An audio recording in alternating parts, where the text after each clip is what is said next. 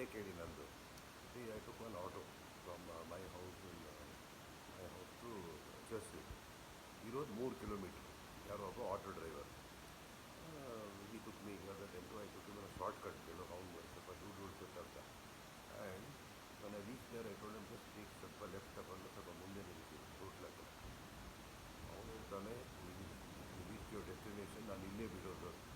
ಆಯ್ತಪ್ಪ, ನೀವು ಇಲ್ಲೇ ಬಿಡಿ. ನಾನು ಟೋಲ್ಡ್ ಹಿಮ್, ನೋಡಿ ನಾವು ಇಲ್ಲಿಂದ ಇಲ್ಲಿಗೆ ನೀವು 90 ರೂಪಾಯಿ ಕಟ್ತಾ ಇದ್ದೀರಿ. ಒಂದು 10 ರೂಪಾಯಿ ಜಾಸ್ತಿ ಕಟ್ಟಿದ್ರೆ ನಮಗೆ ಟ್ಯಾಕ್ಸಿ ಸಿಗ್ತಾ ಇತ್ತು. I swear in Bangalore the difference between auto and taxi is 10 rupees for some distance.